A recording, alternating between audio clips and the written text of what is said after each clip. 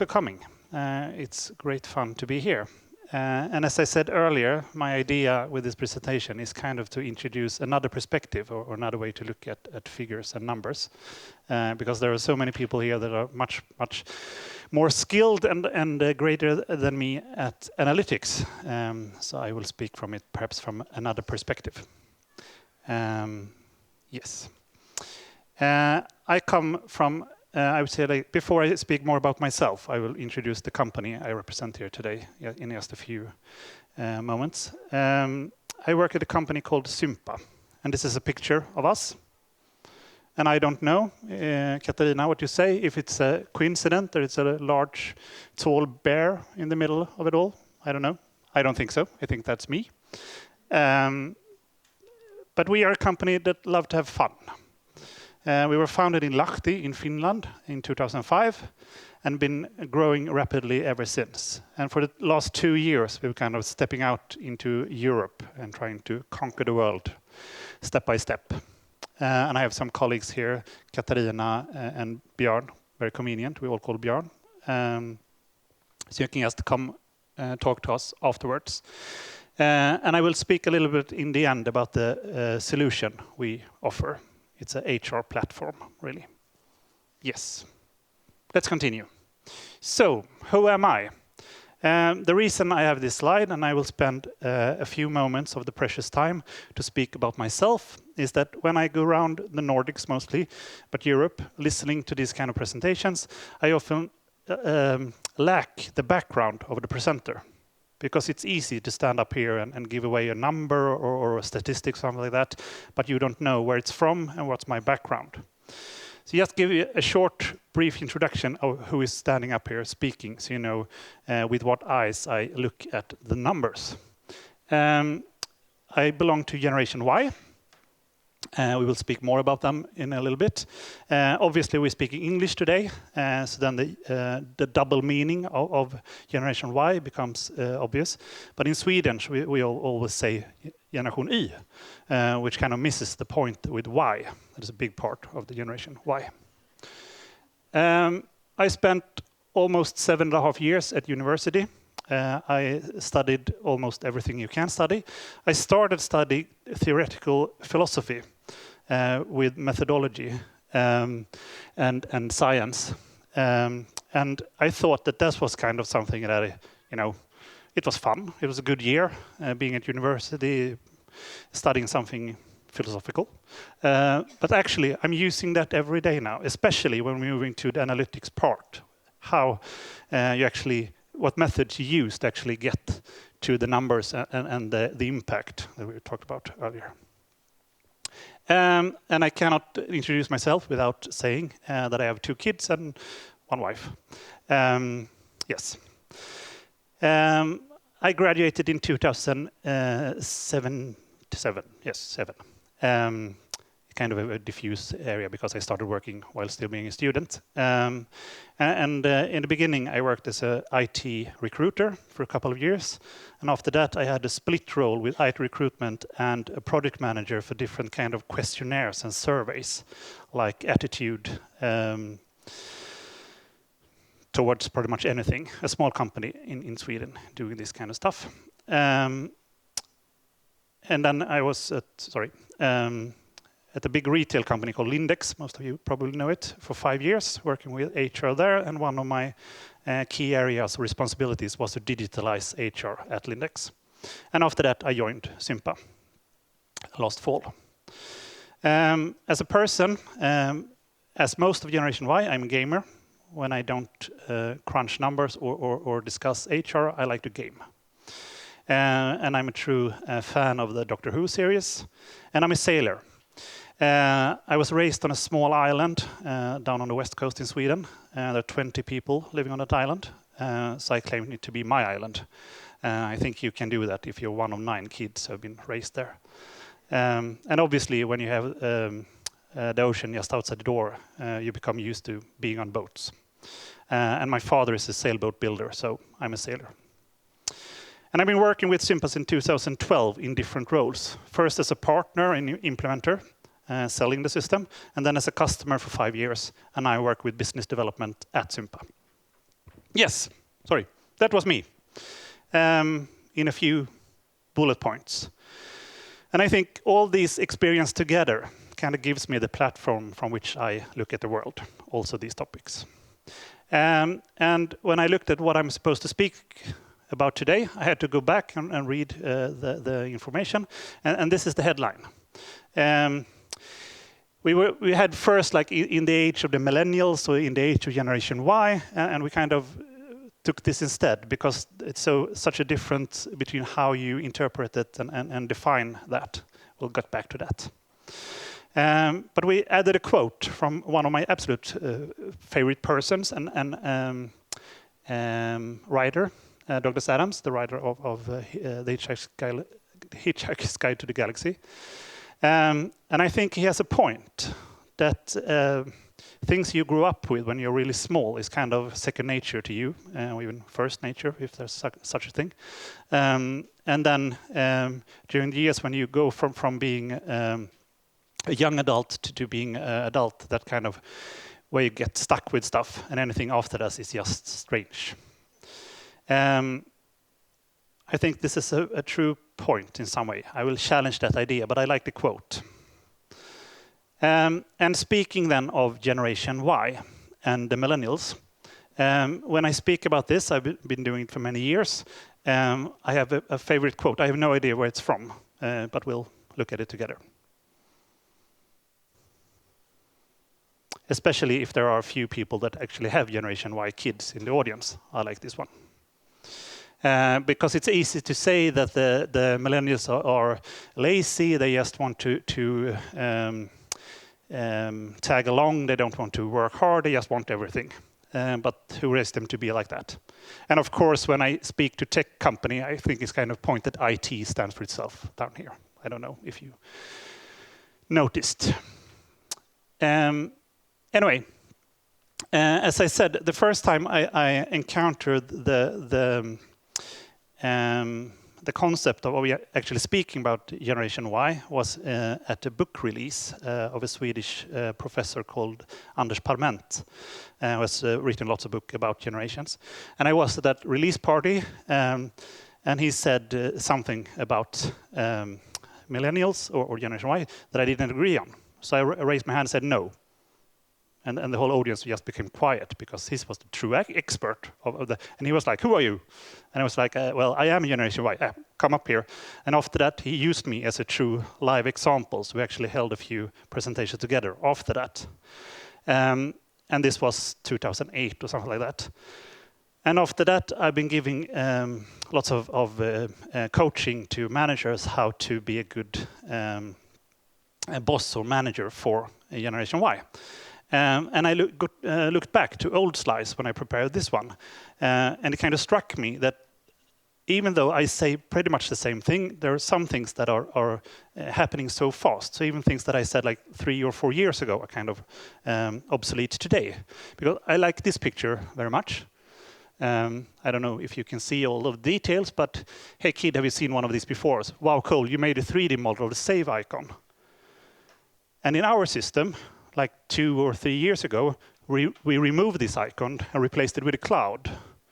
So obviously this picture says a lot, but I think it's actually obsolete today because the save icon is moving away from the disk. But still, I like it. 42, obviously, as well. Yes, and also back in those slides, I had like 20 to 30 slides with graphs and statistics and so on. And I can give you the links to the books and the sources and all that. You can read that yourself. And I did the work for you and put it down in one slide. So we can go together what the researchers actually say about the Millennials and Generation Y. And this is from a perspective of being a manager or managing Generation Y. They really want feedback. They're asking the question, why, all the time. Why is it so, why is it so, why is it so? I have a solution for that a little bit later on. And they really don't want snail mail advertising. This was also something that was more true a few years back. But for instance, Volvo put a lot of work into paper products, which were kind of, I don't know if it was very successful. And you know, a lot of tech companies still do this, like Elgiganten actually sending home a paper. And you have no, please don't give me any paper sign on the door. Yeah, they don't want that. And they work for their own self-fulfillment. They don't work for an employer. And this is very crucial when we come to this and when we spoke about earlier about being an engaged employee. Because they are more loyal to their personal network than to their employer. As mentioned before, you put more information on LinkedIn than you do in the internal HR system. You're more willing to share it outside the company than inside the company because you're not loyal to the specific company. You're loyal to persons, and persons belong to your personal network. Often these two correlate, of course, that many people that you have in your personal network is in the organization you work. But that kind of more, yeah, the logically follows rather than the other way around. They are really asking for clear boundaries between work and homework, the work-life balance discussion. And this is something we often get questions about when we digitalize or start the journey of digitalizing HR, I should say, that they are kind of worried. But if we give them an app to time report, will they really be doing that, blah, blah, blah, blah, blah. But you can just set boundaries. It's very easy. You can tell them that we do not send emails after 8 in the evening, for example. And that's the policy. And they will comply, and they will be glad that you give them these boundaries. Because this is a discussion about, we had the discussion about Facebook a few years back at Lindex when I worked there with HR. Should you be allowed to use Facebook at work or not? Should they close it down in the firewall so it couldn't be accessible at the office? And they asked me about it, and what I said was, it's the same logic as saying that we should deny people to go to meetings. Because picture you have a Monday morning meeting. I will do walk around a little bit. If you have Monday morning meeting and you have a 1 hour meeting and you spend 45 minutes of that meeting discussing whether it was a good or bad thing that Liverpool won on Saturday. Should we then just ban meetings? Obviously not. And I think this is the nature of the human response, because you think that this is something completely new, but it's really not. It's really about how you use the tool, meetings or mobiles or Facebook, whatever it is. It doesn't matter. It's just a platform. It's what you communicate, what you spend your time doing, not where or with what tool. One thing that I'm kind of skeptical about is the gig trend, because I don't believe that is a trend. I think it's just another word for it. And one thing for this is that many of the surveys that have been done that claims that the Generation Y, they will change work every year. In Sweden, at least, there was one big survey that came to this conclusion for like 10 years ago. And in the same survey, they asked the question, what party would you vote for if it was election day today? And they took their responses from the question, how often will you change work, as a true fact. But when they asked who they will vote for, the Vänsterpartiet and Miljöpartiet would have like 60% of the votes. And this happened for several years. So obviously, this was the question to young people, and they answered with a young people's mindset. What I claim is that this is true because you will not stay for 40 or 50 years at one employer, but perhaps you will stay for 10. And is there really such a big difference? That's my question to you. Anyway, Generation Y has no problem whatsoever to criticize, so please tell me I'm wrong. One thing about Generation Y, if you look at the early millennials that are born in the early 80s, they have the uniqueness of actually being both analog and digital. They are the only people that have been to university that both have done work with only pen and paper and looking in dictionaries, and also done it on a computer and looking at Wikipedia. So use that in your organization. And they are brave. Are they? This was actually the claim that I raised my hand to Anders Parment and said, no, they are not brave. And he said, why? And I said, my definition of being brave, and this is actually stolen from Bamse, as the character in whatever it's called. Yeah, to be brave is to do something that you are afraid of. For me, this is brave, or crazy, or a little bit of both. To be upside a big mountain with a bicycle, that's brave for me. But going to your manager and say, hey, you don't pay me well enough, give me more money. I'm not afraid to do that. So I think the ones that have concluded that Generation Y is brave, they do not understand Generation Y. Because we are not afraid to do that. We are breaking norms and we're doing things in another way. But are we brave? I wouldn't say that we are more brave than any early generation. We just do things a little bit different. And why? Why is generation as it is? Why is there such a difference between Generation X and baby boomers and the millennials? Well, one explanation that came to me when I was studying macro sociology at university, and at the same time we were reading about psychology and what happens in a person, what motivates a person. So I kind of pushed those two together. And I think that this is an explanation. You know it, all of you, Maslow. Because we are a generation, at least in Scandinavia and in Sweden, that has never experienced war. We have never been in a situation where we've actually been threatened where we live. Which means that we are kind of running around in the fourth and fifth step of this ladder. And that makes us behave in a completely different way. For example, you can go into a manager and say, you don't pay me well enough, because we know we will get another job. If the same behavior would threaten if our kids would get meal on the table, then obviously we wouldn't do that. And one thing that I see that this was true, or actually that I believe in it, was what happened in 2008. Because then the researcher was speaking about the next generation, Generation XD, or Generation Z, whatever you call them. And what they said, that they will be kind of a hybrid between Generation Y and Generation X, something new.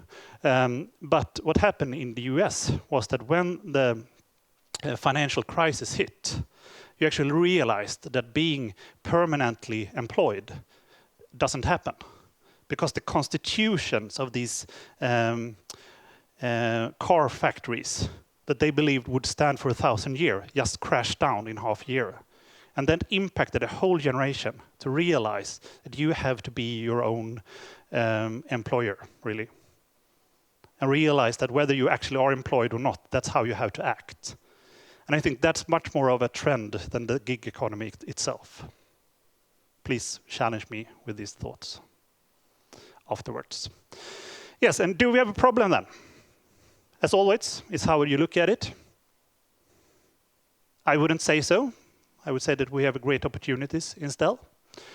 And a question for you as well. What's your HR challenges right now? Let's get back to it. Please approach me afterwards and we can talk about this. And a solution. I worked with an IT company, now a dear friend of mine called Anna. And she came to me after one of these presentations, and she had, I have an idea how to handle this Generation Yers. And this was her solutions. Hire 2 of them, put them in the same room, and let them answer each other's whys.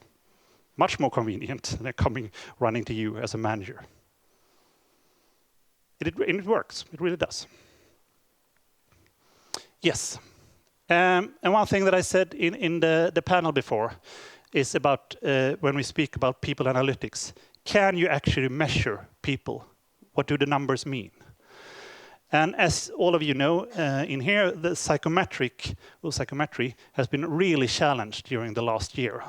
You heard the discussion about the book in Sweden, perhaps one of you, Omgiven av idioter, surrounded by idiots, that is based on the DISC analysis and so on. And this is really, really challenging right now. That is this true? And actually, a few years ago, actually Mensa, the organization for IQ, they actually admitted that their test is not 100% bulletproof.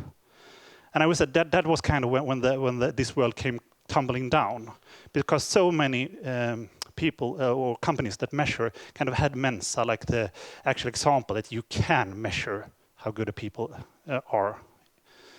And when they kind of admitted now, how you feel that day actually affects the results pretty much, then this kind of came down. And still, it's back to the qualitative question: what does the number mean? Oh.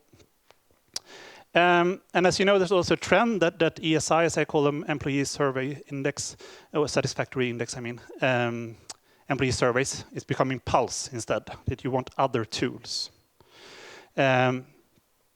One reason for this is that people are tired of surveys. When I was in university, you could send out a questionnaire with around 80 questions, and people would answer that. A few years later, that number was 60, and now it's moving down to 40 or 30. Because what happens after that is that people will stop answering the questionnaire and start filling it in. You can find these patterns very clearly, that if you look at the first pages of a questionnaire, they are randomized questions, answers like this. But then when you move into the 7th or something like that page, they will start answering like this: 4, 4, 4, 4, 5, 5, 5, 5, 5, 5, 2, 2, 2, 2, which means that the actual position of the question is so much more relevant today than it was 20 years ago. And you know how it is. You go to a conference, we will probably get some survey from this conference, and you go to a hotel and you will get a survey, and then you take the taxi and you will get a survey, etc., etc. You are just tired of all these surveys. But of course, the employee survey has a place in the people analytics. And one driver in this was that Accenture, the big consultant company, they went out a few years back and said that they are quitting with the survey. They had a very, very educated, done it for 30 years and developed it. And they're going for a pulse approach instead. And they were very ready for that. And I worked at Lindex at the time, and we were looking to get our first survey. And then managers came to us, and my HR colleagues said, but hey, look at this. Accenture is scrapping the whole idea of a survey and taking in a Pulse app. Shouldn't we do that instead? Yes, but perhaps you have to go through the survey first. Take that step first to and then fast forward, of course. Do it for a few years and then go into a Pulse app, because there's so much to learn from a survey that you're missing otherwise. One thing when it comes to what does the number mean, going back to one of my professors when I studied philosophy 20 years ago, he described this as a North Pole effect. Because what we are measuring with employee surveys or engagement surveys, or whatever you call them, is attitude. Is attitude toward works and your working place and your colleagues. And attitude surveys has a North Pole effect, which means that if you put out a question on a scale from 1 to 100, and everybody answers 95. And the next year you do it, everybody answers 96. After that, you cannot get higher. And the reference to the North Pole is that it's the only place, and the South Pole, of course, is the only place on the planet. But if you stand on the North Pole, you can only go south. There's no other direction to go. Which means that when you're so good at something that you measure, you will reach a threshold that is the North Pole. After that, you can only go downwards. And this is the same with specific or individual employees. If you give someone the highest ranking in each assessment or whatever you have each year, that this is the top player, top player, top player, top player, top player, then, what does top player mean? You have to have next step. And the answer is, of course, that you are putting the question wrong. You need to have find the next North Pole instead. Rephrase the question. Frequency is also something that I've been working with. I work with an IT company. They had a major implementation of a new survey, and they did it 2 days after a great conference. Everybody was like, woohoo, we love this place. Obviously a very good day to do the survey. When I questioned that, they was just, oh, we are that good. but they were not. And actually, there are more effect from the calendar than you would think. When you create surveys, like for a marketing purpose or something like that, there are actually 2 months in the whole year in Sweden that are normal. Every other month deviate. And I was like, how can 2 in 12 be normal? And that's October and March. Because everybody else is, for different reasons, not normal. And March is it only when Easter is not in March. Because in November we have the autumn vacations, and then we have Christmas, etc. Christmas goes on to January, and in February it's too few days to compare, etc. Yes. So the frequency and when you ask these questions actually affect much more than you would think. It goes back to methods, what methods you use. And we've been through the impact story already. It's extremely important when you do this to actually follow up the impact. And don't be afraid to revise your methods. If you find the North Pole effect the first time, do another thing the next time instead of trying to push it. And speaking of numbers, I thought this would be an excellent joke for this conference. I will read it to you. I didn't have any accurate numbers. I made this one up. Studies have shown that accurate numbers aren't more useful than ones you make up. How many studies show that? 87? I like that. What does the number mean? Yes. Speaking of people analytics, I often get the question, why? Why should you do people analytics? And for me, it's actually comes down to answering this question. How many people work for you at this moment? And I ask this often, and it's kind of a tricky question to ask, because when I ask it to a CEO or CFO, they are so certain of themselves. 112. Okay, but does that include the people you hired during summer? No. Okay, so not 112 then. Okay. And does it include the people I just met in the reception? No, they are from a staffing company, etc. So you must go back, and I mean, the problem is not the answer, the problem is the question. And this goes back to if the CFO, as said before, has like, my KPI is headcount, then you have to challenge that at HR and say, headcount is a crappy KPI for us, because we are an organization that have people hired for a day. We have 10,000 people that work here 1 month every year. So headcount is just not a good measurement. We should do hours instead. How many hours do people work here each year, or whatever? And we need, as HR, we need to help CFOs to have, or other stakeholders to have the right measurements, not the other way around. Yeah. So keep your master data in check, and you can do all the fun stuff.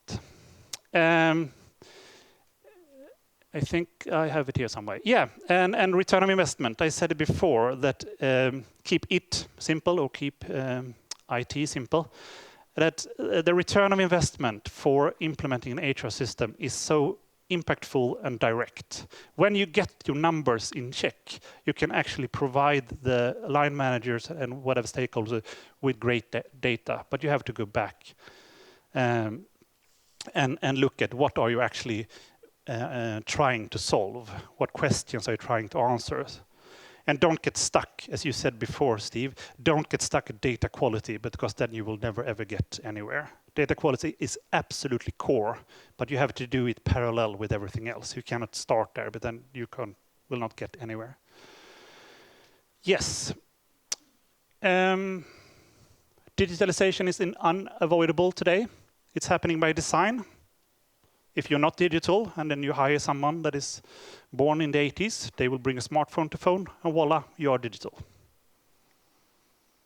And for me, it's about efficiency. It goes back to the meeting versus Facebook. It's what you actually do with your tools, what you spend your time with, what you provide, what you deliver. And I know that many people often speak about this, that it's actually often confused with computerization. Because what you do is you take your analog employee contracts and you put that same template into the computer. And you say, yes, we're digital. but you're really not. Then you have computerized something that was on paper before. That's a completely different thing. And the problem is that you inherit the bad stuff from what, if you have a bad template and you put it into a computer, it will not be magic. It will be crap because it was crap from the beginning. And it's a journey. You said it very well before as well. You have to start the journey somewhere. You cannot have the approach that we need to take these steps. Just go out, run, and then you can look back and see what steps you took and learn from that. But just start. And how far have you come? Yes, I got a question once, how to use a tool as Sympa HR to implement business culture. And one thing that I believe is very true is the small steps approach, the birthday example that I gave earlier. And one thing that you actually can do is that if you have values like written down 4 or 5 words, you can incorporate them in your digital tools so people actually see them and meet them much more often than on a picture on the wall. So you can really do this. And you really need to have non-HR champions. We can have a discussion for hours, what is HR and who is HR, but you have to reach outside the HR bubble for this to happen. Birthdays, as I said before. And you have the opportunity to change terminology, because once everybody uses the same tool, you can say, here we call them subcontractors or consultants. And when we have one tool, we will use the same terminology. At Lindex, we had a problem with that in some some markets, the region manager were actually called regional manager, which kind of confused the computers and so on. Are these two different titles? Obviously not. And then we could actually concatenate them to one title for all markets. And constant improvements kind of goes without saying.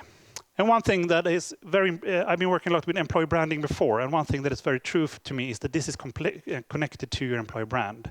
If you do cool technical stuff, then you need to be digital from the inside. Yes. And this is what we do at Sympa. Please come speak with us about it. It's pretty much what you see in the bottom line. That's our big thing. And this is how we see it in the system with the dashboard that we provide. Generation Y, embrace us. We are gamers. As I said in the beginning. Thank you. That was what I had.